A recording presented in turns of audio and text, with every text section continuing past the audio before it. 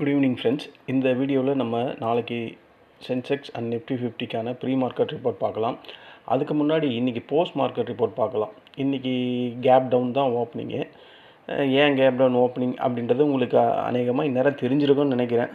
ஏன்னா நேற்று நல்ல ஒரு கேப் அப்பு, ஒரு 4% நிஃப்டி 50 ஏறிந்து, எல்லாமே சென்செக்ஸு பேங்க் நிஃப்டி எல்லாமே ஒரு 3-4% மேலே இருந்தது.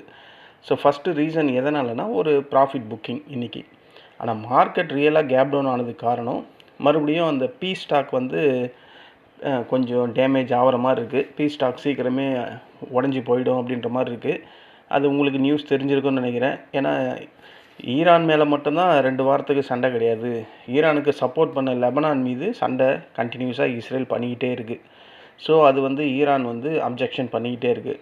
அங்கேயும் சண்டை நிறுத்தினா தான் நான் இந்த ஹார்மோஸ் வழித்தடத்தை திறப்பேன் அப்படின்ற மாதிரி ஸ்ட்ரிக்டாக இன்றைக்கி சொல்லிட்டாங்க. இப்போ அந்த கான்ஃப்ளிக்ட் ஓடிட்டுருக்கு. கண்டிப்பாக நான் சொன்ன மாதிரி இது உருப்படாத ஒரு சீஸ்ஃபயர் ஒப்பந்தம் 2 வாரத்துக்கு நீடிக்கவே நீடிக்காது. இதை பாருங்கள், அதனால தான் இன்றைக்கி ஒரு கேப் டவுன். ஏன்னா பிரெண்ட் க்ரூட் ஆயில்லாம் பழையபடி 108க்கே 100க்கே வந்துட்டான். இதை பாருங்கள், நேற்று 93, 91, 92 இருந்தது. இன்றைக்கி இப்போ ட்ரேட் ஆகுது 98, 99 போச்சு. அது நான் காலையில் பார்க்கும்போது இதை பாருங்கள், ஹை 98.92. இப்படி தாங்க இருக்கும். இவங்களோட பொழப்பே இப்படி தான் இருக்கும். வேர்ல்டு மார்க்கெட்லாம் பாருங்கள். இப்போ நடக்கிற வேர்ல்டு மார்க்கெட்டில் காலையில் நிக்கி பார்த்திங்களா எவ்வளோ, 413 பாயிண்ட் டவுனு. காரணம் இந்த ஆயில் ப்ரைஸ் ஏறிட்டு இருந்தது. அந்த கான்ஃப்ளிக்ட் சிவியராக போயிட்டுருக்கு. ஆங்சங்கு இறங்கியிருக்கு. இப்போ நடக்கிற டாக்ஸ் பாருங்கள், 291 பாயிண்ட் டவுனு. யூஎஸ் டாலர் பாருங்கள், அது குறைஞ்சிருக்கு. கோல்டும் குறைஞ்சி தான் இருக்கும். ஏன்னா இழுபறியில் இருக்குது மார்க்கெட்டு. ஓகேங்களா, இந்த இழுபறியில் இருக்கிறதுனால தான் இன்றைக்கி எல்லா மார்க்கெட்டும் இறங்கியிருக்கு. நேற்று எல்லாமே பச்சை பசேல்னு இருந்தாங்க. இன்றைக்கி எல்லாம் செக்க செவேல்னு ரெட் கலரில் ஆகிட்டாங்க. இதுதான் மார்க்கெட்டு. நேற்று இருந்த மார்க்கெட் பாசிட்டிவிட்டி எங்கே, இன்றைக்கி டோட்டலாக அப்படியே மாறி போச்சு. இன்றைக்கி 222 point Nifty 50 down. Sensex 931 point. Bank Nifty 883 point. எல்லா இண்டெக்ஸுமே இன்றைக்கி டவுனு தான். இதில் நிஃப்டி நெக்ஸ்ட் 50 மட்டும் ஒரு 124 பாயிண்ட்டு ப்ளஸில் முடிஞ்சிருக்கு. ஓகேங்களா, இது நாளைக்கு போட்டு அடிச்சிருவாங்க. ஏன்னா இப்போ பிரெண்ட் க்ரூடெல்லாம் 98 கிட்டே இருக்குது. ஸோ அது போக போக போக ஏறும். அது ஏன் ஏறும்னா இந்த ஈரான் டென்ஷன் இன்னும் இன்க்ரீஸ் ஆகிட்டே இருக்குது. நீ லெபனானையும் சண்டை போடாமல் இருந்தால் தான் இந்த சீஸ்ஃபயர் கரெக்டு. அவங்களுக்கும் 2 வாரம் சீஸ்ஃபயர் போர் ஒப்பந்தம்னா அது அவங்களுக்கும் அதே தான் பொருந்தும் அப்படின்ற மாதிரி சொல்லுது. பட் இஸ்ரேலும் அமெரிக்காவும் ஈரானுக்கு மட்டும்தான் அந்த 2 வாரம் கெடு, லெபனானுக்கு கிடையாது அப்படின்ற மாதிரி சொல்லிகிட்டு இருக்காங்க. அதில் எந்த உண்மை என்ன அதெல்லாம் நமக்கு டெப்த்தாலாம் போக வேணாம். இது உருப்படாத சீஸ்ஃபயர் தான் நான் நேற்றே சொன்னேனே. இது தாங்காது, 2 வாரம்லாம் தாங்காது. இதை பாருங்கள், நேற்று சொல்லி இன்றைக்கே பாதி 60-65% காலி சீஸ்ஃபயரோட இது. அதனால் வர மண்டே வெட்ட வெளிச்சத்துக்கு வந்துடும் இவங்க சீஸ்ஃபயர் எப்படி இருக்குது அப்படின்றது. இந்த ஒரு ரீசனால தான் இன்றைக்கி மார்க்கெட் பெரிய லெவலில் ஒரு ப்ராஃபிட் புக்கிங் நடந்தது. ஏன்னா நேற்று 4% ரேலி வந்தது. எல்லோரும் என்ன பண்ணுவாங்க, கண்டிப்பாக ப்ராஃபிட் புக் தான் பண்ணுவாங்க. அதனால் நிஃப்டி 50 222 பாயிண்ட்டு இறங்குச்சு. அந்த மிடில் ஈஸ்ட்டு டென்ஷன் நான் சொன்ன மாதிரி யூஎஸ் ஈரான் இஷ்யூ அது இன்னும் கிளியர் ஆகலை. சீஸ்ஃபயர் வீக் ஆகி போச்சு. அப்போ இன்வெஸ்டர்ஸ் என்ன பண்ணுவாங்க, செல்லிங் பயத்தில் அந்த ப்ராஃபிட் புக்கிங் பண்ணிடலாம் அப்படின்ற மாதிரி புக் பண்ணுறாங்க. க்ரூட் ஆயில் ப்ரைஸ் நான் சொன்ன மாதிரி அது இன்க்ரீஸ் ஆகுது. இன்றைக்கி 98.99 போயிடுச்சு. அப்போ இந்தியா மாதிரி இம்போர்ட்டட் கம்பெனி என்ன பண்ணும், அதுக்கு இன்ஃப்ளேஷன் ஃபியர் வந்துடும். அப்போ ஸ்டாக் மார்க்கெட்டில் இருக்கவங்க என்ன பண்ணுவாங்க, ப்ராஃபிட் புக் பண்ணுவாங்க. அவங்க ப்ராஃபிட் புக் பண்ணால் மார்க்கெட் டவுனில் தான் வரும். எப்போவுமே இருக்கிற தலைவலி அந்த எஃப்ஐ செல்லிங். அவங்க கண்டினியூஸாக செல் பண்ணிக்கிட்டு தான் இருக்காங்க. நேற்று கூட மார்க்கெட் இவ்வளோ ஏறின ஏற்றத்தில் மார்க்கெட் ஏறலை. அந்த கேப் அப் வந்ததில் அவன் 2000 கோடி செல் தான் பண்ணி வச்சுக்கிறான் நேற்று கூட. பத்தாவதுக்கு நம்ம ருப்பி, இந்த ருப்பி இப்போ எவ்வளோவில் ட்ரேட் ஆகுது இந்தியன், அது பரவாயில்ல. இருந்தாலும் இதுவும் அதிகம்தான். நம்ம Indian INR USD INR depreciation ஆகிட்டே இருக்குது. அதனால் அது டேஞ்சர். பேங்கிங் ஸ்டாக்ஸ் எல்லாம் இன்றைக்கி கீழே விழுந்துருக்கு. ஹெச்டிஎஃப்சி விழுந்துருச்சு, ஐசிஐசி பேங்க் விழுந்துருச்சு, இது மாதிரி பல ஸ்டாக்ஸ் விழுந்துருச்சு. நிஃப்டி 50க்கு பிக்கெஸ்ட் வெயிட்டேஜ் இருக்கக்கூடிய இந்த ஹெச்டிஎஃப்சி, ஐசிஐசி, ரிலையன்ஸு, எஸ்பிஐ இந்த மாதிரி ஸ்டாக்ஸ்லாம் கீழே விழுந்தால் இவன் கண்டிப்பாக கீழே விழ தான் செய்வான். நேற்று வரைய குட் நியூஸ் வந்து அதனால் மார்க்கெட் ரேலி ஆச்சு. இன்றைக்கி வந்து ரியலாக சொல்லணும்னா ரியாலிட்டி ப்ளஸ்ஸு ப்ராஃபிட் புக்கிங் இதுதான் நிஃப்டி 50 கீழே இறங்கிறதுக்கான காரணம். இது கிராஷ் மாதிரியெல்லாம் நம்ம ஃபீல் பண்ண வேணாம். இது ஒரு ஹெல்த்தி கரெக்ஷன். அந்த கரெக்ஷன் எது வரையும் வரும்னா இந்த கேப்பை ஃபில் பண்ணுற வரையும் வர்றதுக்கு வாய்ப்பு இருக்குது. ஓகேங்களா? எக்ஸ்பர்ட் என்ன பண்ணுவாங்கன்னா பொதுவாக 23,700க்கு மேலே நிஃப்டி 50 மேலே இருக்க வரையும் ட்ரெண்டு புல்லிஷ் அப்படின்ற மாதிரி ஃபீல் பண்ணுவாங்க. மார்க்கெட் ஏறினா ப்ராஃபிட் புக்கிங் வரும், இது எல்லாருக்கும் தெரிஞ்சுது. மார்க்கெட் விழுந்தால் கண்டிப்பாக பேனிக் செல்லிங் வரும். ஆனால் ஸ்மார்ட் ட்ரேடர்ஸ் என்ன பண்ணுவாங்கன்னா நம்மலாம் காமாக இருந்து அதுக்கு ஏற்ற மாதிரி நம்ம ட்ரேட் பண்ணணும். ஏன்னா நாளைக்கு ஒரு நாள் தான் இருக்குது ட்ரேடு இந்த வீக்கில். ஸோ நாளைக்கு நிஃப்டி 50 என்ன மாதிரி ஓப்பன் ஆகிறதுக்கு வாய்ப்பு இருக்குது, அதோட levels, support levels, resistant levels எங்கே இருக்குது அப்படின்ற மாதிரி நம்ம இந்த வீடியோவில் பார்க்கலாம். ஓகேங்களா? இன்றைக்கான போஸ்ட் மார்க்கெட்டு இது சென்செக்ஸில் ஒரே ஒரு கால் கொடுத்தேன், ஃபஸ்ட் கிளாஸ் கால் ஃப்ரெண்ட்ஸ் குரூப்பில். இந்த இடம் தான் கொடுத்துருந்தேன். எத்தனை மணிக்கு? 11:45. அங்கேருந்து கொடுத்தது இறங்குச்சிங்க. அப்போ இது சப்போர்ட்டாக இருந்தது, ரெசிஸ்டண்ட்டாக மாற்றியாச்சு. அப்படியே விழுந்தவன் தான். இந்த ஒரே ஒரு காலில் மட்டும் 4,500 ரூபா. ஆனால் மெதுவாக இறங்கிருந்து ஸ்டாப் லாஸ் வந்து இந்த இதுக்கு கொடுத்துருந்தேன். இந்த இடம் 77,300 தான் ஸ்டாப் லாஸாக ஃப்ரெண்ட் சர்க்கிளில் கொடுத்துருந்தேன். அவன் அதெல்லாம் போவே இல்லை. நான் வாங்கின இடத்துலேருந்து அவன் பாருன்னு கீழே விழுந்துக்கிட்டே தான் இருந்தான். ஸோ ஒரே ஒரு கால் சென்செக்ஸில் post market report first class profit முடிஞ்சுது. நிஃப்டி 50ல் வந்தால் நிஃப்டி 50ல் நான் இன்றைக்கி 4 ட்ரேடு தான் பண்ணேன். ஓகேங்களா? 4 ட்ரேடுமே ப்ராஃபிட்டபிள் ட்ரேடு. எங்கேயுமே நேற்று மாதிரி 2 ட்ரேடு லாஸ்லாம் பண்ணல. 4மே பர்ஃபெக்டாக முடிஞ்சுது. அதாவது மார்க்கெட் இறங்குன்றதுல எனக்கு கான்ஃபிடென்ஸ் அதிகமாக இருந்தது. ஏன்னா நேற்று மார்க்கெட்டு ஏறி இருக்குது, கண்டிப்பாக ப்ராஃபிட் புக்கிங் பண்ணுவாங்க. ப்ராஃபிட் புக்கிங் பண்ணும்போது பத்தாவதுக்கு எஃப்ஐ செல்லிங்கில் இருக்காங்க. அது இல்லாமல் க்ரூட் ஆயில் வந்து மறுபடியும் 96, 97 ட்ரேட் ஆகிட்டுருக்கு. ஸோ இதெல்லாம் வச்சு நான் மார்க்கெட் கீழே இறங்கும், அதாவது மார்க்கெட்டோட சென்டிமெண்ட்டை நான் கேப்சர் பண்ணிட்டேன் காலையில். அதனால் புட் சைடில் தான் நான் 4 ட்ரேடுமே எடுத்தேன். அதனால் ப்ராஃபிட்லேயே முடிச்சிட்டேன். இதுதான் இந்த நிஃப்டி 50ல் இன்றைக்கான போஸ்ட் மார்க்கெட். இந்த இடம் எடுத்தேன், இந்த கேண்டிலில் எடுத்தேன், இந்த கேண்டிலில் கண்டினியூஸாக எடுத்தேன். இந்த இடம் இந்த ப்ளூ லைன் பேஸு இப்போ போட்டிருக்கேன்ல, இது அப்போ சப்போர்ட்டாக இருந்தது. அதை ஸ்ட்ராங்காக கட் பண்ணி கீழே வந்தது. இந்த கேண்டிலில் எடுத்தேன் 2:30 மணி கேண்டிலில். அது நல்லா கீழே வந்துட்டு அப்படியே ரிவர்ஸ் ஆச்சு.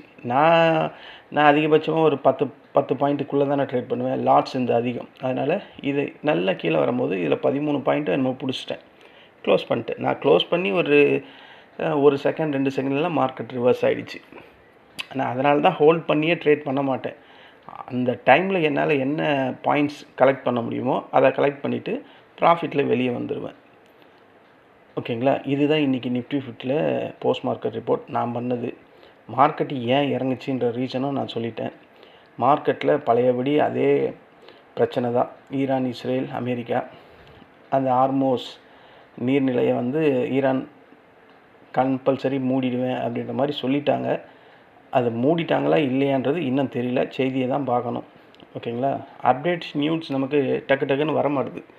அவன் நியூஸில் சொன்னால் தான் நமக்கு தெரியுது. சரி, நம்ம கூகுள்லேயோ இல்லை ரூட்டர்ஸ் செய்திலையோ போய் தேடி பார்த்தா அதுலேயும் இல்லை. ஸோ அது கன்ஃபர்மேஷன் நியூஸ் வந்ததுன்னா மார்க்கெட் இன்னும் பெரிய லெவலில் கீழே விழுறதுக்கான வாய்ப்புகள் அதிகம் இருக்குது. ஒன் டே கேண்டிலில் பார்த்தா இதை மார்க்கெட்டை ஒன் டே கேண்டிலில் வச்சு பார்த்தோன்னு வச்சிங்களேன், கீழே, அதாவது நேற்றோட அந்த க்ரீன் புல்லிஷ் கேண்டிலை கட் பண்ணி ஸ்ட்ராங்காக கீழே இருக்குது, க்ளோஸ் ஆகிருக்கு. ஓகேங்களா? அப்போ இது ஒன்றே போதும், மார்க்கெட் ஃபர்தராக இன்னும் எனக்கு தெரிஞ்சு கீழே வர்றதுக்கு வாய்ப்பு இருக்குது. அதை மட்டும் வச்சு நான் சொல்லலை, இவ்வளோ பெரிய கேப் வச்சுட்டெல்லாம் மார்க்கெட் மேலே போகிறதுக்கு வாய்ப்பு கிடையாது. அந்த ஒரு ரீசனால் தான் நான் மார்க்கெட் இந்த 23,150 வரையும் வரும் அப்படின்ற மாதிரி சொல்கிறேன். சரி ஃப்ரெண்ட்ஸ், நாளைக்கு ப்ரீ மார்க்கெட் ரிப்போர்ட் பார்க்கறதுக்கு முன்னாடி நம்ம வேர்ல்டு மார்க்கெட்டை ஒரு கிளான்ஸ் செக் பண்ணிடலாம். நேற்று இது நம்ம பார்த்துட்டோம். நேற்று டவ் 30, S&P, நாஸ்டாக் கம்போசிட். இப்போ நடக்கிற FTSE 35 பாயிண்ட் மைனஸில், CSE 69 point minus, DAX 291 point minus, Nikkei, Hang Seng, Shanghai composite, NSE இதெல்லாம் நம்ம பார்த்துட்டோம். STI வந்து 19 பாயிண்ட் மைனஸு. காஸ்பி 94 பாயிண்டில் மைனஸில் இருக்குது. யூஎஸ் டாலரு கொஞ்சம் குறைஞ்சிருக்கு. ஏன்னா நேற்று நம்ம 99லலாம் பார்த்தோம், இப்போ குறைஞ்சிருக்கு. நம்ம யூஎஸ்டி ஐஎன்ஆர் அந்த ரேஞ்சில் தான் இருக்குது. அப்புறம் கோல்டு லைட்டாக இறங்கியிருக்கு. அவன் ஏறின ஏற்றத்துக்கு வெறும் ஒரு $7 அவுன்ஸு தான் குறைஞ்சிருக்கான். சில்வரும் லைட்டாக குறைஞ்சிருக்கு, காப்பர் லைட்டாக குறைஞ்சிருக்கு. நேற்று இதை 91ல் பார்த்தோம் க்ரூட் ஆயிலை. இன்றைக்கி 99 690 வரையும் போயிருக்கு. இப்போ லைட்டாக 340 ட்ரேட் ஆகுது. இதுதான் வேர்ல்டு மார்க்கெட்டோட ட்ரேடிங் லெவல்ஸு. இப்போ டைம் வந்து 5:30 ஆக போகுது. டவ் ஃபியூச்சர் எப்படி ட்ரேட் ஆகுதுன்னு பார்த்தா அவன் 180 பாயிண்ட் மைனஸில் ட்ரேட் ஆகிட்டுருக்கான். நாஸ்டாக் ஃபியூச்சர்ஸ் எவ்வளோ ட்ரேட் ஆகுதுன்னு பார்த்தா அவன் இப்போ 48 பாயிண்ட் மைனஸில் ட்ரேட் ஆகுது. ஓகேங்களா? இது வந்து எனக்கு தெரிஞ்சு க்ரூட் ஆயில் விலை மறுபடியும் ஏறுச்சுன்னா யூஎஸ் மார்க்கெட் மறுபடியும் கீழே விழும். அதில் எந்த டவுட்டும் இல்லை. பிரெண்ட் க்ரூடுன்னு பார்த்தா 98.37 இருக்குது. இவன் ஏற ஆரம்பித்தானா அமெரிக்கா மார்க்கெட்டெல்லாம் இறங்க ஆரம்பிச்சிடும். அப்போ நாளைக்கு நமக்கு கேப் டவுன் அப்படின்றது கன்ஃபார்மாக தெரியும். இப்போது நம்ம கிஃப்ட் நிஃப்டி எவ்வளோ ட்ரேட் ஆகுதுன்னா 41 பாயிண்ட் மைனஸில் ட்ரேட் ஆகுது. 23,843. அதாவது இந்த 5:25 இப்போ டைமு, அதுக்கு இது 40 பாயிண்ட் மைனஸில் ட்ரேட் ஆகுது. இது இன்னும் கீழே வரலாம், இல்லை மேலே கூட போகலாம். க்ரூட் ஆயிலை பொறுத்து இருக்குது. ஓகேங்களா? க்ரூட் ஆயில் எனக்கு தெரிஞ்சு 98க்கு மேலே இருக்கும்போது வாய்ப்புகள் கீழ் நோக்கி வர்றதுக்கு வாய்ப்பு இருக்குது. ஒருவேளை குறைஞ்சா நாளைக்கு நமக்கு கேப் அப் கிடைக்கிறதுக்கும் வாய்ப்பு இருக்குது. அது யூஎஸ் மார்க்கெட் எப்படி முடியுதோ அதை பொறுத்து இருக்குது.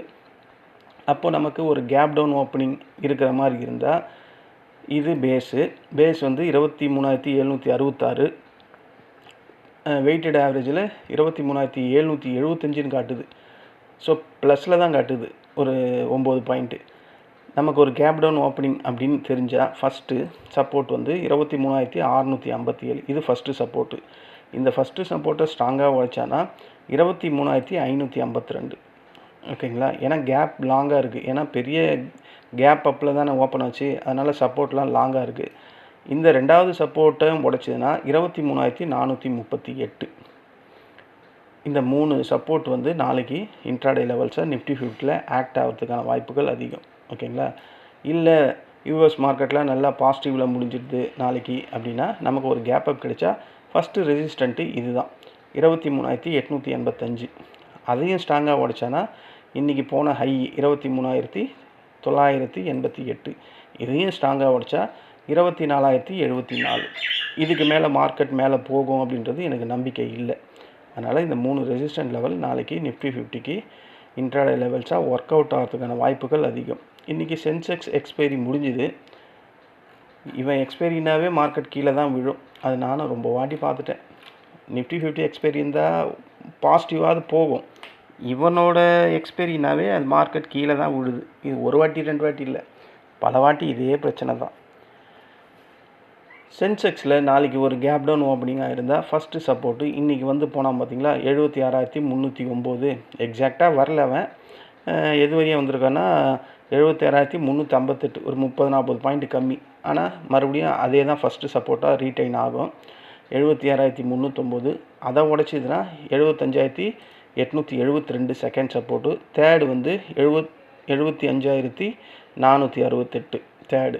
இல்லை ஒரு கேப் அப் ஓப்பனிங் கிடைக்கிற மாதிரி இருந்தால் இந்த பேஸ் லைனுக்கு மேலே ஃபஸ்ட்டு ரெசிஸ்டண்ட் வந்து 77,129. அதை உடைச்சதுன்னா இந்த கேப்பை ஃபில் பண்ணுறதுக்கு வாய்ப்பு இருக்குது. அதாவது இன்றைக்கி வந்த கேப்பு அது எங்கே இருக்குது? 77,600 இருக்குது. ஆனால் அதுக்கு முன்னாடி இங்கே ஒரு ரெசிஸ்டண்ட் இருக்குது. அதை நான் போட மறந்துட்டேன். இது 77,391. இப்போ இவ்வளோ பெரிய கேண்டில் வந்தவொடனே அதை அவ்வளோ சீக்கிரத்தில் உடைக்கிறதுன்றது ரொம்ப கஷ்டம். அதனால் செகண்டு ரெசிஸ்டண்ட் வந்து 77,391. தேர்டு தான் 77,500. ஒரு பாயிண்ட் தான் கம்மி. அப்போது 77,600. ஃபோர்த்து வந்து 77,978. ஃபோர்த்தெல்லாம் போகிறதுக்கு வாய்ப்பு இல்லை. க்ரூட் ஆயில் விலை ஏறிக்கிட்டு இருக்கிறதுனால இந்த 3 ரெசிஸ்டண்ட் லெவலே போதும். அதே மாதிரி இந்த 3 சப்போர்ட் லெவல் போதும் சென்செக்ஸில். இன்றைக்கி நான் ப்ராஃபிட்டபிளாக தாங்க முடித்தேன். இன்றைக்கி ரொம்ப பேர் ப்ராஃபிட்டபிளாக முடிச்சிருக்கிறதுக்கான வாய்ப்பு இருக்குது ஆப்ஷன் பையிங்கில். ஏன்னா மார்க்கெட் வந்து 11 மணிலேருந்து 2:30 மணி வரையுமா, ஆமாம் 2.25 வரையும் 2.5 வரையும் கீழே தான் இருந்தது. அப்போ எப்படியும் உள்ளே வந்திருப்பாங்க. எக்ஸாக்டாக ப்ரிடிக்ட் பண்ணியிருந்தால் நீங்கள் மார்க்கெட்டில் ப்ராஃபிட் பண்ணியிருக்கலாம். இதுதான் கரெக்டான என்ட்ரி, கரெக்டான எக்ஸிட், மார்க்கெட் கண்டிஷனை கேப்சர் பண்ணியிருந்தால் கண்டிப்பாக மார்க்கெட்டில் இன்றைக்கி ப்ராஃபிட்டில் முடிச்சிருக்கலாம். இங்கே ஒரு டிஸ்க்ளைமர், இங்கே காட்டியிருக்க இந்த கோடிட்டு காட்டியிருக்க இந்த ரெட்டு, இந்த க்ரீனு, இந்த ப்ளூ இதெல்லாம் வந்து ட்ரேடிங் ரெக்கமெண்டேஷன் லைன்ஸ்லாம் கிடையாது. ஓகேங்களா? இது ஜஸ்ட் ஒரு எஜுகேஷன் பர்பஸ்க்காக. மார்க்கெட் இங்கே வந்தால் ஒரு க்ரீனை தொட்டால் சப்போர்ட்டை தொட்டு பவுன்ஸ் ஆகலாம், ஒரு ரெசிஸ்டண்ட்டை தொட்டால் அங்கேருந்து ரிஜெக்ட் ஆகலாம் அப்படின்ற மாதிரி. ஓகேங்களா? இதை பேஸ் பண்ணி எந்த ட்ரேடும் பண்ணாதீங்க. அதே தான் உங்களோட ஸ்ட்ராட்டஜி என்னவோ அதையே இம்ப்ளிமெண்ட் பண்ணுங்கள். அதுக்கான கரெக்டான என்ட்ரி டைமை போடுங்க. மினிமமான ப்ராஃபிட்டில் புக் பண்ண பழகுங்க. வெயிட் பண்ணி லாஸ் பண்ணிவிட்டு அந்த லாஸை ரெக்கவரி பண்ணணும்னு ஓவர் ட்ரேடிங் பண்ணாதீங்க. ஓவர் ட்ரேடிங்னு உள்ளே வந்தாவே சின்ன லாஸ் பெரிய லாஸாக தான் மாறும். எவ்வளோ எக்ஸ்பீரியன்ஸ் நம்மளே இருக்கிறோம். ஒவ்வொரு நாளும் வீடியோவில் கமெண்ட்ஸ் பண்ணுறவங்க எல்லாம் என்ன சொல்கிறாங்க? ஓவர் ட்ரேடிங்கால் தான் லாஸ் ஆச்சு. எல்லாருமே அதே ஒரு பின்கோடு நம்பர் மாதிரி எல்லோரும் அதே தான் சொல்கிறாங்க. நமக்கு நல்லாவே தெரியுது ஓவர் ட்ரேட் பண்ணால் லாஸ் தான் வருதுன்னு. ஆனால் நம்மளால் அதை கண்ட்ரோல் பண்ண முடியல. ஏன்னா இன்னும் அந்த பக்குவத்துக்கு வரல அப்படின்றது தான் அதோட அர்த்தம். ஏன்னா நமக்கு இதில் ஓவர் ட்ரேடிங் பண்ணால் லாஸ் வருது அப்படின்றது தெளிவாக தெரியுது. ஒவ்வொருத்தருக்கும் உங்களுக்கு புரியுது. அப்புறம் ஏன் அதை பண்ணிக்கிட்டே இருக்கீங்க? ஏன் அந்த லாஸ் அக்செப்ட் பண்ணிக்கிட்டே தான் என்ன? நாளைக்கு பார்த்துக்கலான்ற அந்த எண்ணம் ஏன் வரமாட்டுது? அது வராத வரையும், உங்கள் எமோஷனை கண்ட்ரோல் பண்ணாத வரையும் இது லாஸஸ் அப்படின்றது பெருகிக்கிட்டே போகிறதுக்கான வாய்ப்பு தான் இருக்குது ஃப்ரெண்ட்ஸ். அதை தயவு செஞ்சு கரெக்ட் பண்ணுங்கள். ஸ்டார்டிங்கில் கஷ்டமாக தான் இருக்கும், ஆனால் கரெக்ட் பண்ணி தான் ஆகணும். ஒவ்வொரு நாளும் உங்கள் வேல்யூவான மணியை இழந்துக்கிட்டே இருக்கீங்க. அதை கரெக்ட் பண்ணுங்கள். சின்னதாக ப்ராஃபிட் பிடிங்க. லாஸ் இருந்தாலும் சின்னதாக பிடிங்க. அதுக்காக வெயிட் பண்ணிக்கிட்டு இருக்காதீங்க. பெரிய லாஸ் ஆகிற வரையும் கொண்டு போகாதீங்க. அதாவது ஒரு சின்ன புண்ணு ஸ்டார்டிங்லேயே இருக்கும் போதே க்யூர் பண்ணிட்டா பிரச்சனை இல்லை. அதை வளர விட்டுட்டு க்யூர் பண்ணால் பெரிய பிரச்சனையாக ஆகும். அது மாதிரி ஒரு மினிமம் லாஸ் இருக்கும் போதே அதை அக்செப்ட் பண்ணிங்க. அடுத்த ட்ரேட் பார்த்துக்கலாம் அப்படின்ற மாதிரி மைண்ட் செட்டுக்கு வாங்க. அப்படி வந்தீங்கன்னா பெரிய லெவல் லாஸஸ்லேருந்து விடுபடுறதுக்கான வாய்ப்புகள் அதிகம். சரி ஃப்ரெண்ட்ஸ், இதுதான் நாளைக்கான நிஃப்டி 50 சென்செக்ஸ்க்கான ப்ரீ மார்க்கெட் ரிப்போர்ட்டு. நாளைக்கு வெள்ளிக்கிழமைனாவே நம்ம மார்க்கெட்டுக்கு ஆகாது. பார்ப்போம் நாளைக்கு என்ன பண்ணுறாங்க அப்படின்ட்டு. இந்த கேப்பை வந்து ஃபில் பண்ண வராங்களா அப்படின்றத நாளைக்கு நமக்கு தெரிஞ்சிடும். இல்லை மண்டேல ஃபில் பண்ண வரானா அப்படின்ற மாதிரி நமக்கு நாளைக்கே தெரிஞ்சிடும். இன்றைக்கி யூஎஸ் மார்க்கெட் எப்படி முடிகிறானோ நாளைக்கே நமக்கு ரிசல்ட் தெரிஞ்சிடும். பார்ப்போம். இதுதான் நாளைக்கான ப்ரீ மார்க்கெட் ரிப்போர்ட். இந்த வீடியோ உங்களுக்கு பிடிச்சிருந்தா என்னோடய சேனலை சப்ஸ்கிரைப் பண்ணுங்கள். ரொம்ப பேர் மறுபடியும் அதே தான் கேட்குறீங்க. கிளாஸ் எடுக்க நிஜமாலுமே எனக்கு டைம் இல்லை ஃப்ரெண்ட்ஸ். எனக்கு கிளாஸ் எடுக்கிறதுலேயும் உடன்பாடு இல்லை. நான் கிளாஸ் எடுக்கிறது தான் ஒவ்வொரு நாளும் வீடியோவில் ஒவ்வொரு ஆடியோவாக சொல்லிக்கிட்டே இருக்கேன். இதை தான் நானும் எடுக்க போகிறேன். நான் எப்படி இன்ட்ராடேயில் அந்த ட்ரிக்ஸ் பண்ணுறனோ அதை தான் இன்றைக்கி காலையில் கூட ஒரு ஆடியோ போட்டிருக்கேன். இப்படி நான் சொல்கிறத தான் நானும் அங்கே கிளாஸ் எடுக்க போகிறேன். இதில் கிளாஸ் எடுக்கிறதுக்கு நிஜமாலுமே எனக்கு இன்ட்ரெஸ்ட்டும் இல்லை, டைமும் இல்லை உண்மையை சொன்னால். அதனால் கோச்சிக்காதீங்க. நல்ல ஒரு மென்டாஸாக தேடுங்க. கண்டிப்பாக கிடைப்பாங்க. அவங்கக்கிட்ட ட்ரைன் பண்ணுங்கள். கண்டிப்பாக ஃப்யூச்சர்ஸில் ப்ராஃபிட் வர்றதுக்கான வாய்ப்புகள் இருக்குது உங்களுக்கு. நீங்கள் முக்கால்வாசி வந்துட்டீங்க. மார்க்கெட் என்ன அப்படின்றது தெரிஞ்சுக்கிட்டீங்க. மார்க்கெட்டில் லாஸ் எப்படி இருக்குன்றதையும் நீங்கள் பார்த்துட்டீங்க. மார்க்கெட்டோட வலி எப்படி இருக்கோ அதையும் நீங்கள் உணர்ந்துட்டீங்க. இனி மார்க்கெட்டில் ப்ராஃபிட்டோட அந்த உணர்ச்சி எப்படி இருக்கும் அதை தான் நீங்கள் கற்றுக்கணும். இப்போ அதை நோக்கி நீங்கள் அந்த பயணத்தில் இருக்கீங்க. அப்போது அதுக்கேற்ற மாதிரி டெவலப் பண்ணுங்கள். நன்றி, வணக்கம்.